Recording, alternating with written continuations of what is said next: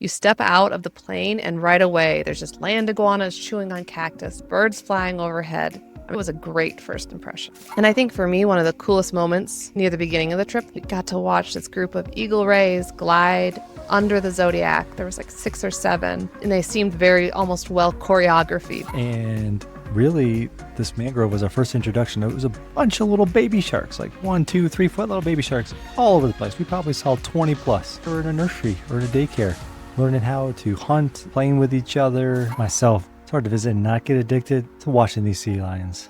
Family unions, large males, tons of females. It felt like in general the sea lions were comparable to dogs, to be honest. It was like walking out into like a wild feathery city. It would just be soaring above and you could just hear them. And I think it's the moment where it's just you and nature, and so that you get the distance enough and the patience to let nature be nature, and it starts to kind of pop up all around you. It was a good moment. We're Jay and Bea, and at the beginning of 2021, we hit the road permanently. We traded our city apartment for a constant stream of Airbnbs, new states, and places, and we wouldn't have it any other way. Come along with us as we explore all the U.S. and beyond has to offer, and join us as we continue Living on the way. Hello there, and welcome back to Living on the Way, where we are usually sharing our lifestyle of travel with you. But today, we're taking a break from full-time travel for a proper vacation. I guess you would call it a vacation from our lifestyle of travel, if you will. On this episode, we're on location here. We're on a yacht in the middle of the ocean. I'm Jay. And I'm Bea, and this is for every nature geek, adventure lover, or anyone who, like us, may have had a giant tortoise as their desktop computer wallpaper. That's right. We're in the Galapagos, where we're just wrapping up a fantastic week. As you build it up in your mind over the years like we have, it really hit home. It really was as good as we hoped it would be. So we're going to share a few stories and some facts and some adventures and some crazy moments. Yes, some true pinch me moments. But first, spoiler, it does take a whole story to get to the Galapagos. It's not just a simple show up with your passport and you're there. There's a lot of conservation that goes on, and they have things that you need to go through. So I think first and foremost, do your research, because it does change. Even when we were there, we'll get into it, but some things have changed since we had done our research. So, there's things called a TCC card that you have to get while you're in Ecuador. That's kind of a traveler's card. Yes, research is king, because the bag checks they're doing, they're not just for fruit. They're searching to make sure they keep everything off the island that could potentially change the environment, which makes a ton of sense, and I'm fully support it, but they do check your bags thoroughly. Yeah, and so when you leave from whatever city you leave from on Ecuador, you get to the Galapagos Islands, you go through more checks. And one of the things you do when you go through these checks is paying the national park fee. And this is important because I don't know how I missed it in my research, but it's cash only. It actually recently had been raised from $100, I believe, to $200 per person, and it's cash only. So I would encourage you to, again, do some more research, because I also saw people with QR codes. And I'm not sure if they had paid ahead of time or what that was, but I'm pretty sure if anyone who's listening to this has gone in the last year or so, definitely comment any tips you have, because I think that would be really helpful. Yeah, for us, though, we need to find some cash, because we realized before we showed up that we're going to need some cash. Right. And so luckily we were spending the night before right at the Quito airport. So we were able to kind of do a mad dash through the Quito airport trying to find an ATM that worked with the cards that we had. So again, it's always a story how you got somewhere. And for us, it was bring cash. But once you get out of the airport, arriving is wild. You step out of the plane and right away, there's just land iguanas chewing on cactus, birds flying overhead. It was a great first impression. The welcoming committee was there for us and probably most folks. Honestly, seeing the large frigate birds fly over and seeing a bunch of other little birds. I think we saw 7 birds, different types of birds, within the first 15 minutes of being at the airport, just waiting for our bags to come out. And then we went down to the dock to take the boat that we're going to get onto. And just as you would hope, there's sea lions, even more birds, some iguanas, just hanging out by the beach on the pier. And they do not care about humans. I think throughout our stories here, you'll hear, because of the conservation efforts and because humans leave animals alone and the animals leave the humans alone. I even remember just a sea lion looking up and just yawning. All right, so now let's jump ahead to our base while we're on the Galapagos. And this yacht that we're on is very small. I think it holds about 20. So the passenger to staff ratio is amazing. Like there's almost as many staff as there are passengers. And the reason why we chose this particular yacht and company is because of the two naturalists. So that gives you much more attention. It's a good ratio, just kind of going out on your tours every day. So we've really actually enjoyed that and happy we made that decision. Maximum of 10 passengers to naturalist ratio makes for a good intimate setting. Learn a lot about what we're seeing. The boat, though, certainly room to room, minor differences. Ours specifically was in the upper of the two decks. And the views, though, from all of them, including ours, are amazing. You leave the blinds open. And the boat itself, I don't know if I'd recommend the boat itself. It's very loud boat, chains coming up, the motors. It doesn't have good stabilization. So we didn't sleep as much as we wanted to at night because this boat wasn't as stable or quiet as you would like it to be. But the crew was very good, and the passengers you're traveling with are amazing. But earplugs, sound machine help take the edge off. And then just the fact that you're on an amazing adventure with fellow travelers is more than makes up for it. Right. And so multiple times throughout the day, we just load up, zoom off, and we can get really close to non-land and land areas that you can't reach with bigger boats. And I think for me, one of the coolest moments near the beginning of the trip, this was several days ago, we went into some mangroves, took the Zodiacs into some mangroves. And peering into the near neon blue water, we got to watch this group of eagle rays glide under the Zodiac. There was like 6 or 7, and they seemed very almost well choreographed, like a ballet troupe just floating and skimming through the water. And really, this mangrove was our first introduction. It was a bunch of little baby sharks, like 1, 2, 3 foot little baby sharks all over the place. We probably saw 20 plus. We were in a nursery or in a daycare, learning how to hunt, playing with each other, doing little circus acts. They were jumping out of the water. I don't know if I've necessarily ever seen that or was expecting that at all. And I feel very lucky because I caught a glimpse of one leaping out of the water on video.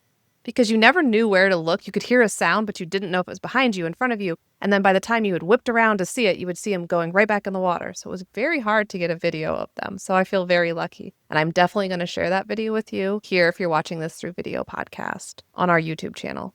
But that was just one of the mini boat rides that we have been on while here. Many were to see sea turtles or boobies. More than I could count. It was to see sea lions. It's hard to visit, and I know for sure myself, it's hard to visit and not get addicted to watching these sea lions.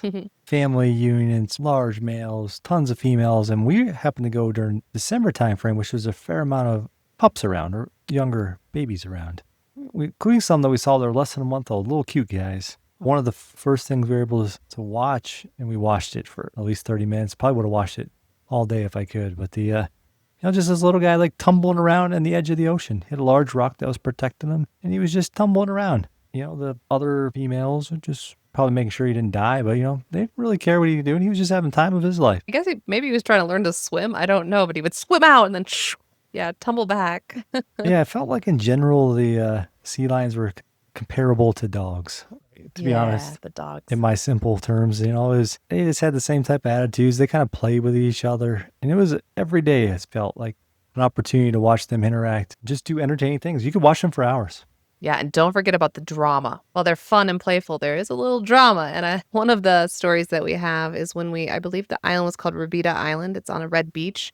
And we call it the Red Beach Sea Lions Showdown. Originally, it was just one big male and a couple females. He was just like hanging out with them. And then a smaller male came up.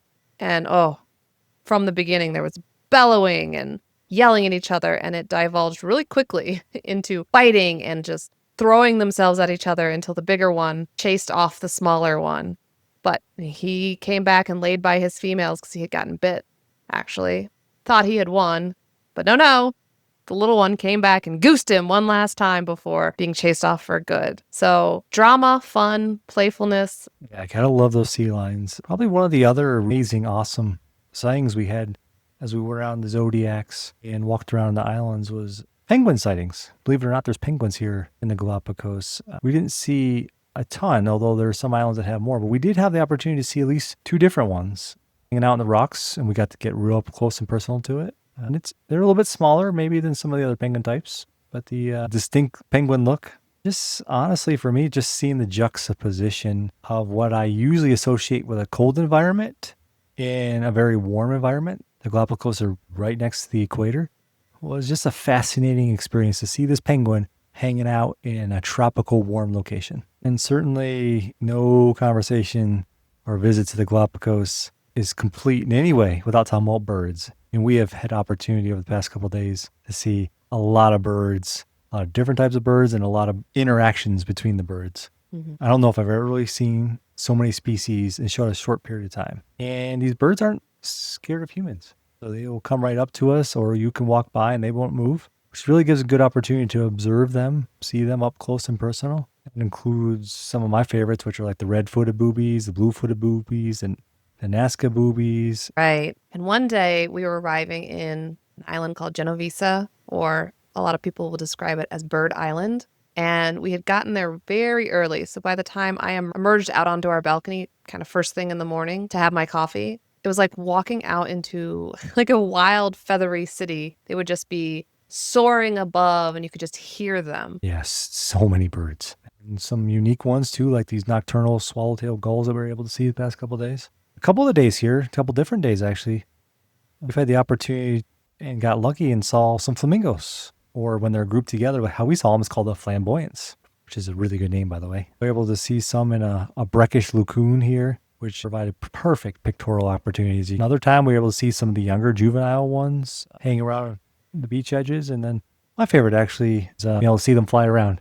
Mm-hmm. They're a unique sight to see one, or even we've seen a couple groups of them flying around. Very awkward looking for how gracefully awkward they are on the ground.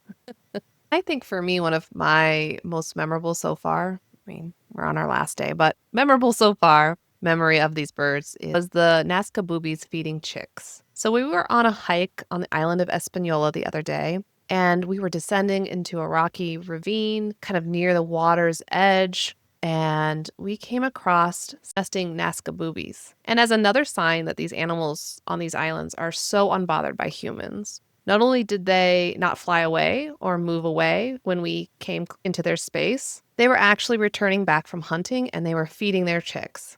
So it was a great sight to just see them opening their mouths and the chicks going and retrieving the food. And I just sat there for hours and just watched that. I think that was just fascinating because you see it on National Geographic or things like that. But I don't know. It was a unique sight because they're bigger birds. They're not these smaller little birds that I've kind of seen feed babies before. But then to be so, we gave them plenty of space, but we were so close to them.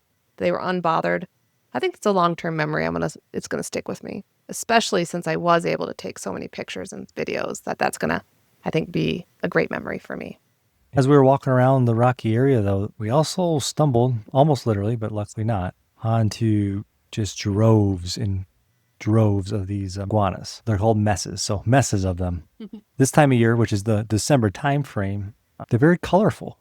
So they're changing colors, flushing with bright red, green, so they have the nickname Christmas iguanas.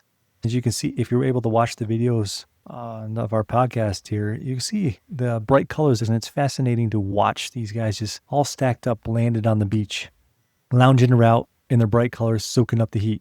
I think actually Espanola Island, where the iguanas and Nazca boobies, was actually an outstanding island for birds and wildlife because it was also where we saw the waved albatross, or sometimes called the Galapagos albatross. As most animals are in the Galapagos, they take that name of Galapagos. But they were nesting on Espanola, and they have a wingspan of about 8 feet. They're so fascinating to watch. I mean, I couldn't stop pointing out the different teenage-aged birds, the birds that had started to learn how to fly. They were flapping their wings, and they're still fluffy, still very awkward, and just totally adorable. At any moment, I think they were going to be ready to just launch themselves off the cliff and fly out to sea. It was late in the season here for them to do that, so the parents were taking care of them. It was about time for them to get out of Dodge.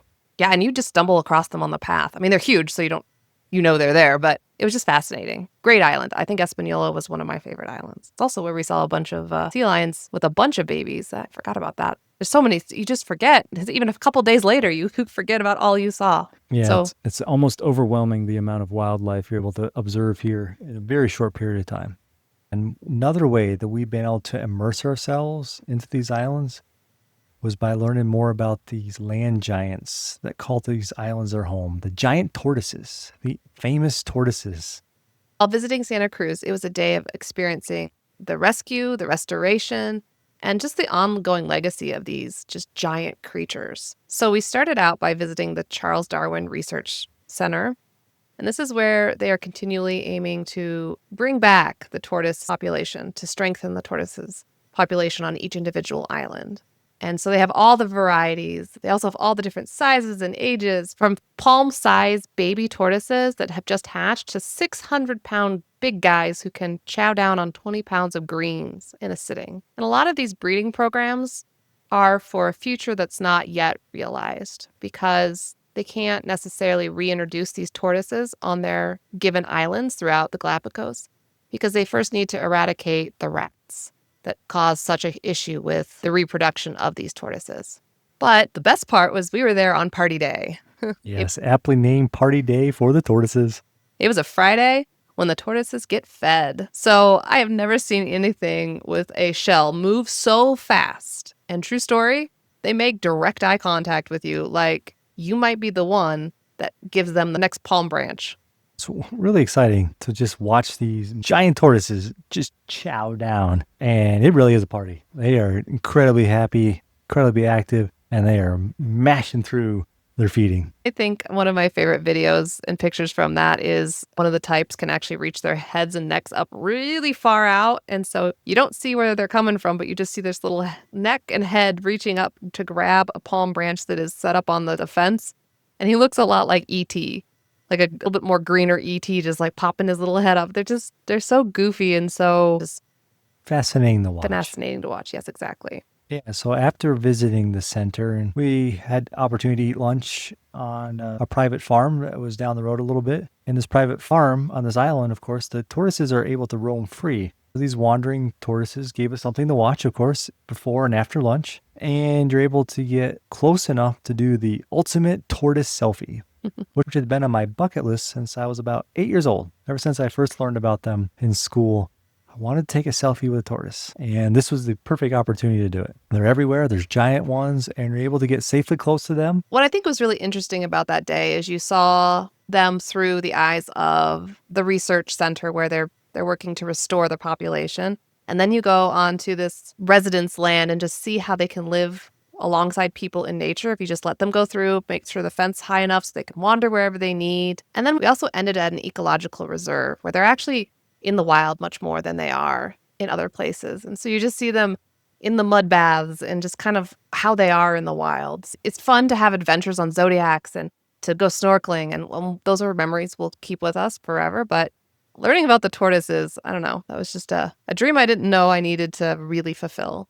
All right. So here we are. We're on the last day of our cruise. We're packing up. And maybe you're asking, is the Galapagos worth it? It's more than worth it. So the wildlife is everywhere, and every single island is unique. And you don't need the zoom lens. You just need to be respectful of nature and patient. And I think sometimes it's hard to find a good balance between conservation and getting close enough to the wildlife where you can really see them in their natural habitat. But I think the Galapagos is doing a really good job, and you're reminded of it daily, and that you're a guest in nature's oldest and wildest home. And this trip, I was concerned wasn't going to live up to my expectations I've been working on for decades, but it really did. I mean, we have just amazing images, pictures in our minds, in our phones, on our cameras. Being on a small ship, we were able to make some new friends, some new acquaintances, and really just a deep respect for how life adapts. So as one final memories, let's talk about our favorite memory. So Jay, besides what we've talked about already, which are so many amazing memories, what's one that stands out to you that you're so glad you did? There's so many. One that's recency bias, but it's still crazy. Just yesterday, we had a chance to snorkel around what they call Devil's Crown, which is just a nice area out there in the ocean where many of the currents come together. So there's lots of sea life there. And just being able to swim around these cragged rocks. And we saw sharks almost immediately. Bea was able to see stingrays. There's schools of fish everywhere. It's just an amazing experience. I'm glad we did. We did it once. And then we took a break to go chase some dolphins. But then we had an opportunity to do it twice, going around the outside and then going on the inside too of the crown area. And it's memories that'll stay with us forever. What about you, Bea? So for me, I think also was recently, or it was in the last day or so, as we were at Gardner Bay. And I didn't do anything particularly exciting. It wasn't like it was the biggest wildlife sighting, but it was just a moment where the sun was bright and warm, the water was clear. There's a lot of sea lions just relaxing on the beach, just chilling, not playing, not doing anything, just kind of sitting there. And so I started out kind of near the sea lions, giving them their plenty of room. So I set up my camera on a tripod to take a video. And one of the sea lions got really curious. He knew not, she, I think it was a she knew not to come up to me. I think we are in a respectful balance with these animals, that they know not to bother us because that isn't helpful to them and we know not to bother them. So she kept her distance, but you could tell she was curious about the camera, and she would do that little roly-poly move where they make and then just flopped and then turned her head, looked at the camera, kind of like cocked her head a couple times and flopped back down further and further. Got really close to the point where I did have to pack up my camera because I thought she was going to get a little too curious, and we're trying to keep our distance. But I think that was fascinating. And then I wandered out to some lava rocks and watched the iguanas. And I think it's the moment where it's just you and nature. And so that you get the distance enough and the patience to let nature be nature, and it starts to kind of pop up all around you. It was a good moment.